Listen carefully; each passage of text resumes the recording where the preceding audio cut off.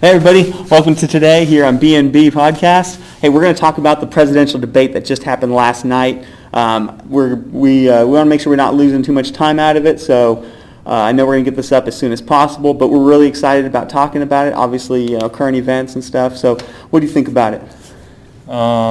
Just like the first one, I think it was kind of like a clown show be, just like the constant just some bashing forth against each other, and then each of the presidential candidates, they kept bringing up misleading statements. Like I remember Trump was saying that how the economy just has created like a couple 700,000 jobs for the economy and stuff. Mm-hmm. But then that's kind of misleading because COVID-19 interfered with that. And then he was saying that with COVID-19 that we were able to, of course, try to protect and isolate the situation, but it didn't turn out the way it's supposed to be. And with Biden too, like he got a slap in his face when when Trump brought up the Incarceration Act that he enabled during the 1990s, which has played a big role in the black community, and it was really significant too because like Trump was also saying that he I can't really quote this, but he said, compared to Abraham Lincoln, I'm like the next big thing. Yeah, exactly. But the black community, but then I was like, well, I loved that quote just because because look, he's done a lot of stuff, but it's hilarious the ego he has, but it's Trump, right? I mean, that's why he has such an ego. He's a businessman. It's like, oh man, I did my wife busted out laughing when she heard that. Oh man, that's like I was telling you and stuff. It's just, if anything, you get a good time listening to Trump. Sorry to cut you off there. But yeah, like that kind of stuff. I'm like, I mean, you publicize funding for your African-American colleges and stuff, but like at the same time, there are other presidents who paved the way too. Like you can't just say, I'm like the next big thing after Abraham Lincoln be, which I like you said, that's a lot of egoism playing it. And then also too, what was misleading too, he brought up the Green New Deal, and he was saying like how the buildings would have to be completely torn down and stuff, but they're doing a lot of fact checking with that. They said actually just the buildings will just be modified and using clean resources, of course, to cut down on carbon emissions. But that's all I have to really say about it. Yeah. I want to hear your opinion. So I didn't think it was a shit show. I think the first debate was a shit show, but that also kind of plays into the way Trump plays, right? Trump's like, hey, I'm not going to give you time. I'm just going to keep cutting you off, and I'm just going to go after you one punch after another. Whether I look stupid or not, I don't care. I'm here just to throw you under the bus. Under the bus, exactly. Or just to make it so chaotic to where you can't get a thought together. Right? I mean, that's the way I feel like Trump plays, because that's one thing that people talk about, like, oh man, he doesn't have the best character, he's not a nice guy and stuff. But at the same time, people talk about like, hey, I've heard this on several other podcasts and stuff. Trump isn't like this hero. No, he's not. He's that guy that he's like that UFC fighter. He gets down in the mud and just freaking fights it out with you. He will fight as dirty as you fight, and maybe even sometimes. I mean, he's not going to cheat or anything like that, but he will get down and dirty to make his point and win. So that's not, it doesn't surprise me. I don't think it surprises anybody else that's really watching anymore. It's not like that he's going to be fighting clean cut. Actually, I thought that the debate was a lot more structured than the first debate because they had the 2-minute time, they had the mic cut off. Honestly, I was worried about that. I was like, man, I don't want them just cutting people off and stuff. I thought, to be honest, the first moderator, Chris Wallace, was absolutely horrendous. Well, because he's biased. He's more on Joe Biden's side. I think the second moderator for this video, it was like standard ground with her, and she was dead in the center of both the candidates. Yeah, no. I thought the moderator did a great job. Even Donald Trump said, "Hey, you're doing a great job." And so I was like, "What?" That's like the first time I think he's ever said that. Now, don't quote me on that one, but I thought it was hilarious that he actually said that to a moderator. But then when it came to when it came to the mic being cut off, I thought that was actually good. It made Trump know, hey, I'm timed on this, so he had to get his point out, and he had to understand that, hey, if he talked over Joe Biden too much, he would be cut off. So it really reined him in, and honestly, it made him look more political. Cool. It really did. I think it helped him out a lot more because people are like, oh, shoot, hey, he can act. He doesn't just destroy everything. He's actually waiting his turn. He's saying his patient, points. yeah. And it allows him, honestly, to formulate his thoughts a little bit more rather than just trying to be chaotic. Right. And then he was able to hit Joe back with a lot of things. Like Joe Biden would say something, and like you're saying, he was like, oh, hey, what, who built the cages? Which so he's kind of like letting people know, hey, it wasn't me that built these places to hold the illegal immigrants. Your guys are the ones that built it. I fell onto a lot of the policies that you guys already created. If you actually look at it, just like our foreign wars and stuff like that, he can lean on a lot of stuff like this is the stuff he picked up. And as time has gone on over the last 4 years, you've seen an adjustment to that stuff. Like whenever he first jumped in presidency, he was bombing Syria and stuff all the time. That we're not doing that stuff anymore. We've pulled out of that. Why don't we hear about the illegal immigration prisons and stuff anymore? Probably because the policies have changed more to make sure that not only are people not getting into the country, but it's also not as chaotic as maybe it was before. But not to go into the policies too much, but that's what I was thinking about how the overall debate went. I thought it was very structured.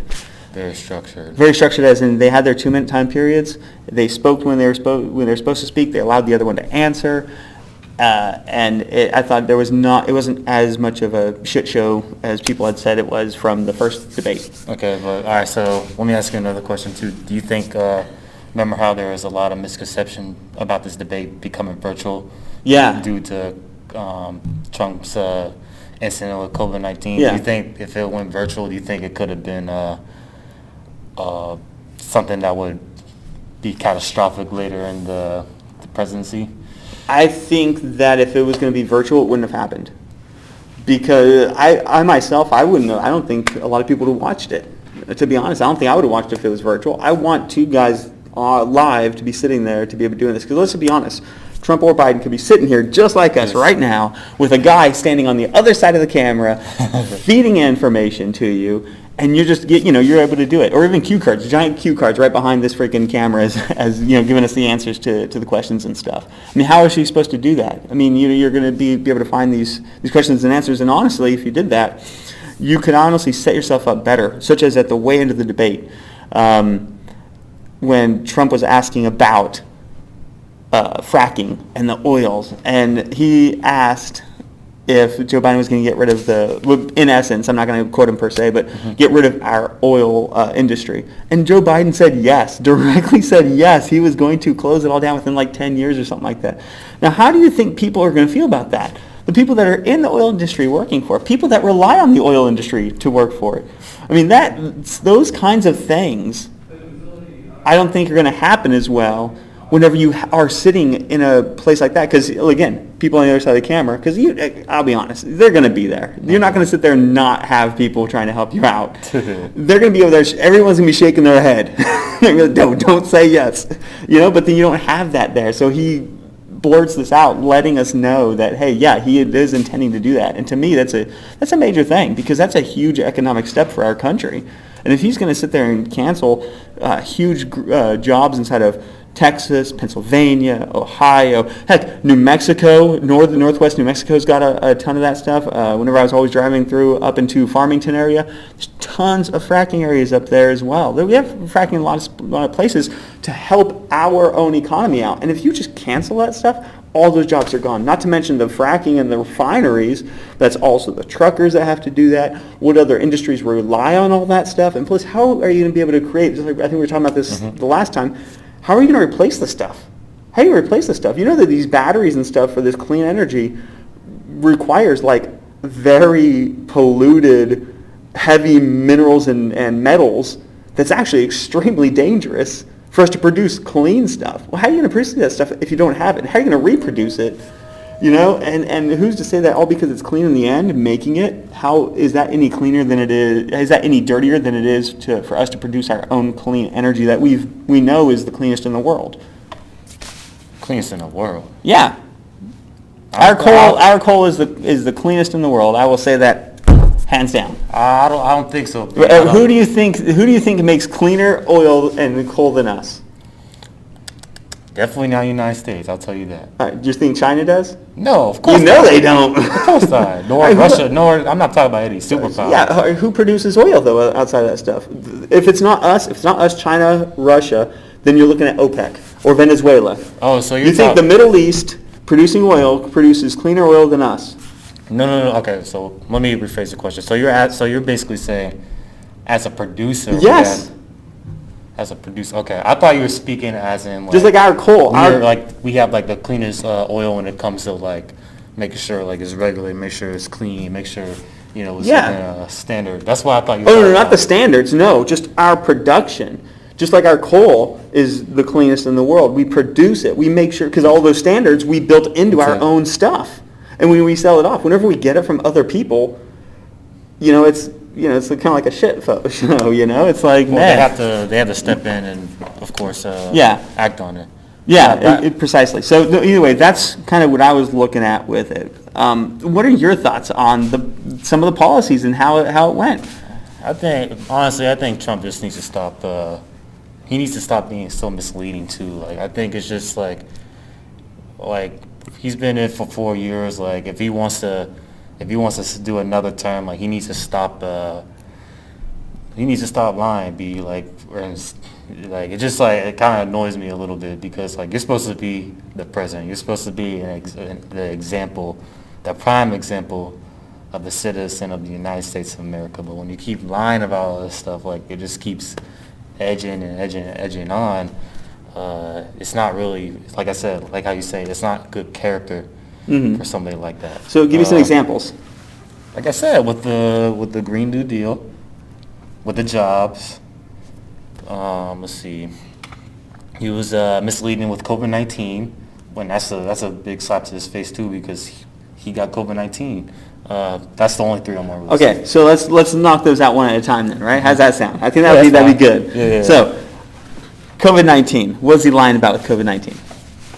That he said that we were having it under control, like in the very beginning, Uh-huh. like January, February of 2020. He was saying we're going to have this under control. Uh-huh. It's going to be just a minor crisis. We don't have to take care of it, and all of a sudden, boom, affects everything. Not literally everything, but but it's a rapid disease. It's not as deadly as Ebola or anything, but it's highly contagious. It is. And that caused the recession, of course, and that brought the stock market down. It brought the dollar down. So it's just like when it comes to like something that serious, like you can't have a political mindset. I mean, yes, you have to have a political mindset when it comes, like, of course, like the locking down and stuff, the businesses and stuff. But like, I think he didn't take science into his part. That's what I was like getting at. So I think that that's just a disagreement. I don't think he's lying. I think it's a disagreement between such as me and you. Like I don't think that we should have shut down at all. I don't, and that's just me. I mean, I've told you this before. I mean, people said at the beginning, and then it went away, and now it's kind of come back. And I've always believed it that it's not much worse than the flu is. It's If you not. actually if you look at the statistics, there's 200,000 people, and I know Trump's never going to say it because that would be him kind of like just cutting out a shit ton of people. But those 200,000 people that died, only I think like 12,000 died directly of only COVID-19. The majority of the rest were all pre-existing conditions like the flu would have killed them as well. The flu would have killed them as well. So you're going to tell me that the 200,000, the flu would have killed them, COVID-19 would have killed them, any other type of like just normal pneumonia would have killed them. Maybe some of them, even the cold would have killed them. I don't know. And I'm not trying to be insensitive. I'm not trying to be insensitive. But the thing is like, hey, at that point, some people are they're just not going to make it. I mean, people die from the flu every year too, and they just don't make it. And it's sad. It sucks. But that's just where it's at. And then the others that aren't part of either of those groups, where they're counting people that died from suicide, died from car accidents, and they're like, oh, there's COVID in the system. And there are examples out there. And I would love to pull it up, but I mean, I don't have my phone on me, and I don't think this is one where we try to like pull examples. So there are examples out there where there's people that they've counted as COVID deaths also. So to me, even though we maybe could have played a little bit, if you wanted to have your state play a little bit more on restrictions, I think that you could have. But I think we've blown it way out of proportion personally, and that's just me. I mean, I know that you obviously think that you're kind of leaning that, hey, we should have played it more serious. Yeah, on the science note. Yeah, I think I'm fine with just living it as is. Everybody knows this was put at the beginning. We're going to live with this. So why are we not just living with it? Because it's a chance, like, remember what happened with Spanish flu? Mm-hmm. I'm not going to go too into detail, but it mutated, and people thought it was just it's a regular, ordinary virus that's going to be, and then all of a sudden, they wiped out a majority of the population in the United States. So I think that's when the concern comes in. And speaking of the flu, influenza, there are vaccines for that. COVID-19, there aren't any vaccines. So that's why this here, all the preventive measures are put in place. Even with that, even without a vaccine, I think we're doing very well then, without a vaccine even. How bad would this really have been if there was a vaccine already in place? It'll get better, though. Well, yeah, I know. That's what I'm saying, though. Like, to me, the numbers are, we're a country of 320 million people. 300 million people, if you want to just round about. 300 million, 200,000, again, like everybody always says, yes, every single death sucks. But 200,000 for a brand new disease that nobody has an immune system to or anything isn't that bad of a number. Well, of course not. As we're learning to deal with it. Like statistically, but now they're saying, like scientists are now saying that it causes lung issues, it causes heart issues, and now it's damaging the brain, which I have no idea. So do we take that data? Do we take the data we know now and hit somebody 8 months ago that knew none of it? And that's just it. We have to remember that 8 months ago we knew none of this. We knew none of this. But he should have known though. He had health officials telling him like, hey, like you need to take this more seriously, and that's when he didn't play his part. Dr. Fauci did start off by saying we don't need to wear masks. He did start with that. Yeah, because they're like because it comes to like exports and imports, like. Yeah, that's what I'm saying. It's like, I think as we're trying to learn this, a brand new disease, you don't know how bad it's going to be. So if like swine flu, right? Nobody put masks on or anything. It was new, but we didn't care much about it. Do we put on a mask and lock down for every new flu? Nah, but... So that's what I'm saying, is all right, so we're talking about every new flu, hindsight's 20/20. Well, we're talking about every new flu, though. I mean, influenza, swine flu, all the flus, they basically have a similar genetic structure that allows us to pinpoint different receptors to be used to make a vaccine and so forth. Actually, it was pretty cool. There's a 14-year-old girl who like did an antiviral demonstration, and like she's going to be a part of the team for making vaccines. And it's on cool. Now This. Nice. So I think that's very exciting. But let's talk about the... Yeah, I was going to say, let's move on so we don't get just stuck on that one. So with the next one was the Green New Deal. So what did he say in the Green New Deal that was a lie? Well, not a lie, but it was misleading. He was saying that... the buildings. The buildings, yes. So, all right. So the question I have to say to that is, am I supposed to know every single piece of data? And how do you know that they don't have to destroy these buildings? These buildings probably are old because they don't meet codes and stuff anymore. I mean, some of these buildings are over in Ohio and Pennsylvania that have moved out for however many years. I feel like they are going to have to be destroyed and then rebuilt. Yeah, not all of them. Not all of them. No. But I think there's going to be a good number of them. He was saying most of them, though. Yeah. But even then, even if you're refurbishing them, how many buildings are we talking about? We're talking about like 1,000 buildings? Probably not. We're probably talking about more than 1,000 buildings, probably tens of thousands of buildings. And how much do you think it's cost to refurbish each one? We're inside of about a 800 square foot space here, right? This is about 800 square feet. Refurbishing this is, depending on they're refurbishing it for actually for clean energy. That's going to cost tens of thousands of dollars per room like this. You're talking about a whole facility. That's going to cost millions of dollars for tens of thousands of facilities. So now we're looking at the budget going crazy, which is what he's talking about with having to redo all this stuff. Not even rebuilding, just refurbishing is going to cost millions and millions of dollars. And depending on the cost and the number, I wouldn't be surprised if it goes deep into the billions to do that one thing. All right, well, I got something to count on that too. Remember how you were saying that oil, there's a risk for the oil companies to become obsolete if this does come. Yeah. Well, energy is one of the top 3 sectors when it comes to the economy now. So even if those buildings were to be getting refurbished, it's still just going to add more jobs back into the economy. And also, too, whenever these buildings are refurbished and they have efficient energy sources, that's going to save money, too, in the long run. How, like I was saying to begin with, the Green New Deal is a long-term game. It's a long-term plan with high hopes of trying to protect the environment and trying to be conservative about it. And, like, I get it with these oil companies. Like, they have families, too. They got to pay the bills. They got to provide their necessities. But also, too, when it comes to oil, too, like when they're trying to exploit the oil in the Arctic, they can't even drill it because they don't have the ice is too thick. Yeah. And then what? And then are you going to risk melting the polar ice caps for many cities to be flooded just to get oil? You're gonna melt a polar ice cap just to get oil. No, but I'm talking about with global warming though. But see, that's just it. That's. Well, I don't want to go into that subject too far because we're only talking about him lying and stuff. But I don't see that, again, it's kind of like with the climate discussion, I don't see it being that extreme because, again, to me, the world, it goes through these trends of, I mean, there's times in the world's history where there were no ice caps at all. So I don't see why we believe that we are such a changer of the environment just by ourselves. Now, granted, I'm not saying we don't do anything. Obviously, we do some. I want to make sure to put it out there because we're like, oh man, well, let's fact check B over here because he's saying it didn't happen at all. But yeah, whenever it comes down to that, it's not that big of a change for us. And I just feel like it's not. And just like our talk earlier from the last video or two.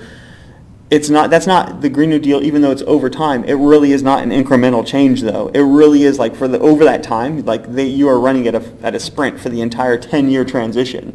So it's over time, yes, but it's over time. Like things are moving like so quickly, yeah. And there's no checks and balances to make sure, like, hey, this is actually looking like a really bad idea as we're just dumping loads of money into it and destroying all of our energy. Because what if everything went through?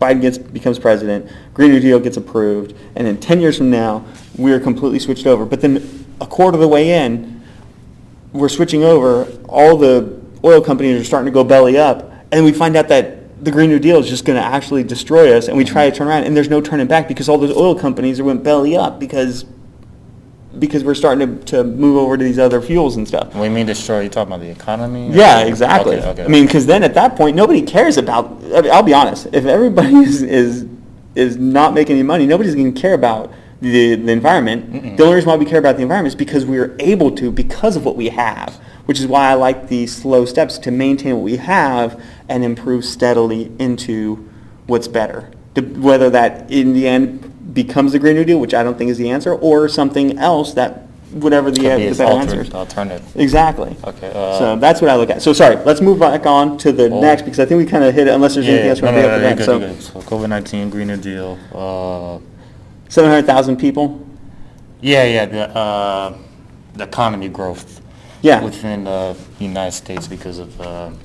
So whenever you talk about that, like you said, you actually agreed that the economy had grown significantly prior to COVID-19, right? It's not like I want to say significantly. I don't like when people say the economy has been the best it's ever been because it's based on the numbers. Based on the numbers, it has been. It's been statistically by the numbers, it has been. I'm not going to say it's the best for everybody or anything. Or all time. That's what I mean. Yeah. So, but statistically, it has. It's the markets have done constant highs, and I know that people bring up like, well, you can't just do the markets. Well, in the end, yes, you can't just do the markets, but at the same time, the markets are really like, hey, these companies are doing this great. It means that everybody else is doing great. I've talked to multiple people. I'm pretty sure people out there that are watching right now are normal blue-collared workers. My brother-in-law, my father-in-law, and a lot of the people that I know that are blue-collared workers, all they do, or all I've done whenever I talk to them about Trump, is how great he's done for them, how they've made tons of more money because of the economy. People are building, things are expanding, and because of that, they're able to just keep these jobs there. It's constantly going. The economy's coming back. The blue collar jobs are coming back to us. So all those people are starting to get more jobs. Jobs are plentiful for the blue collared worker. And so for me, even though it's not going to be the best for everybody, I've personally seen where people have directly reaped the benefits because of what he's done. And I understand that maybe the 700,000 might not be correct. I don't know. I don't know what is correct. I don't know the number for that. But at the same time, all I ever see is people talking about how great things are. I do. I don't really come across a lot of people that talk about how horrible things are. At least when it comes to having a job that pays well and you can put food on the table and take care of your family. Demographics of everything going on. Yeah. So I don't know if his statement was wrong in any way. I don't think it was like a straight up lie. To me, there may be some numbers that were different, but I think the overall, what he was trying to get at was correct though, with that, hey, everything is actually going very well for not just Wall Street, but for the blue collar workers, for, just the middle class American out there. I mean, obviously, do you think different? I mean, have you met a lot of people that don't like what's going on, that they've lost their jobs consistently because the company didn't have business? I mean, I'll disagree with Wall Street and the stock market, though. That's something that's more played into other factors going on. But as far as to it, like, most people have said, the economy has gone to extraordinary measures into preventing unemployment and stuff when it comes to what kind of jobs we're talking about. I was trying to think. I think it was more into. I think they were saying more into construction or something like that. Yeah. That was producing more and more numbers. But it's just the statements that he says. Biden doesn't too. He's 78 years yeah. old. But I think we know Biden's not old. Yeah, but it's just the stuff that he says sometimes. People get on Biden because he is a stumbler, he's a slow talker. But at the same time, with Trump, you're just going to keep throwing over exaggerated statements out. So that's my opinion with it. Yeah, well, I understand, even if it's over-exaggeration, I think at this point, 3.5, 4 years of seeing Trump, everybody knows that he likes to over-exaggerate, right? But at the same time, that portrays confidence and portrays, even if he doesn't know exactly, he's hey, we're doing this. We're making sure to fight for this. And plus, honestly, the one thing I will say about him as president is that out of the presidents that I've seen, that I've been old enough to see, which is now basically 8-year terms for people nowadays. It's, you don't get to see him too many.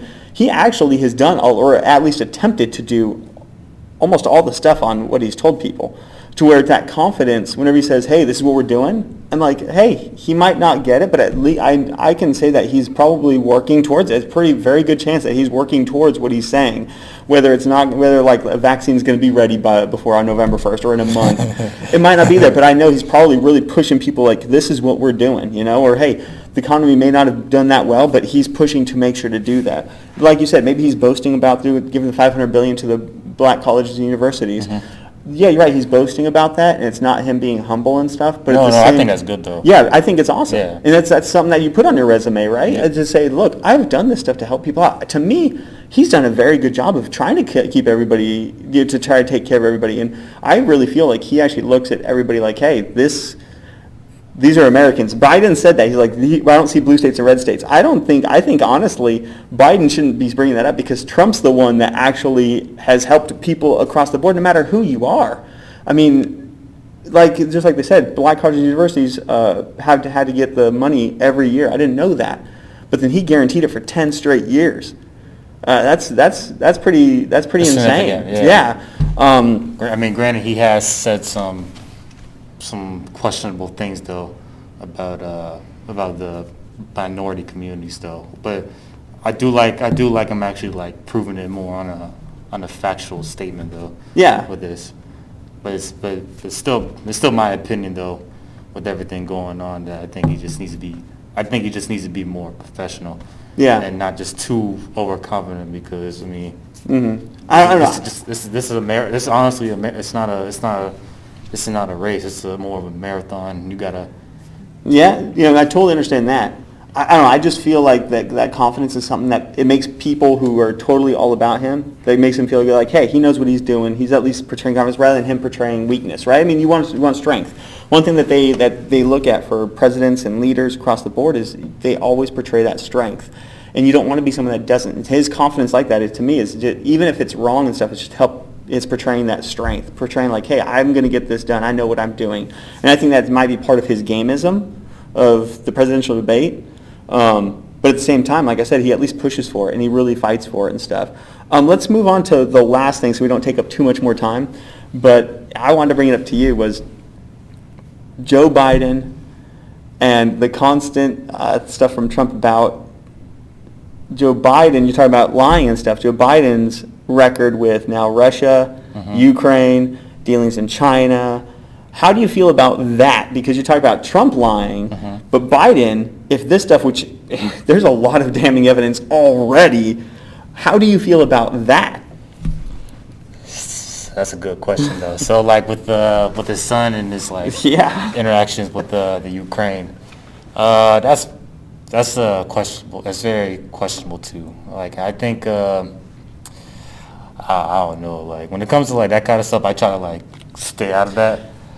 But at the same time, like it's I think everybody has like a questionable like moment in their but now this is the election, right? You have to pick between the three lies you're talking about, at least and others that you believe are straight are lies, or that on his record. Now you have to choose between. If you want to look at the negative stuff, you got to choose between one of those two. You don't have to answer. This is gonna be rhetorical. Between those two, which one is really more worse to you? I mean that too, but also too, Ukraine. The Ukraine is not an enemy to us.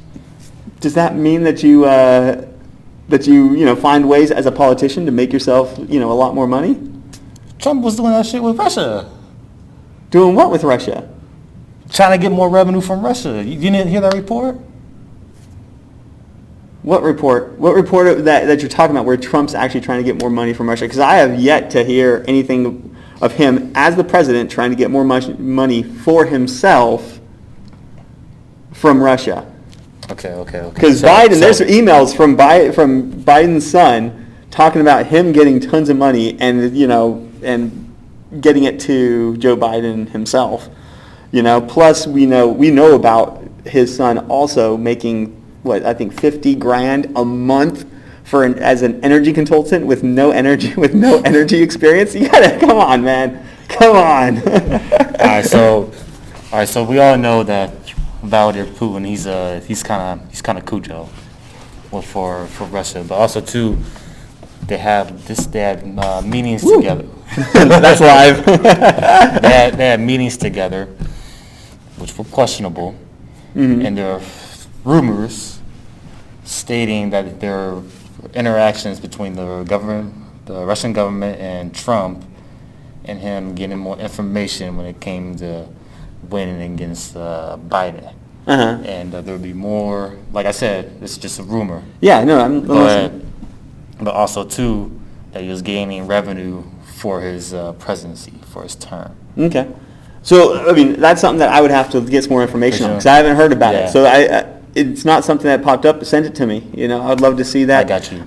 Hey, anybody on the comments and stuff, leave something on the comment, or maybe a link or something like that to where I could look it up as well, or any comments that this guy could look up about Biden or anything else we talked about. I don't want to. I think we're pretty much good with the show. I don't want to drag these things on. I don't have anything else. Yeah. Otherwise, I thought it was a very structured debate, very good debate. I enjoyed it. I think you enjoyed it. It was great. In the end, if anything, you get a laugh from Trump. So. Well, I get a laugh from Biden too sometimes. Oh man. You mean him just kind of staring into the distance? Oh no, I know he's sitting there thinking, but it's just.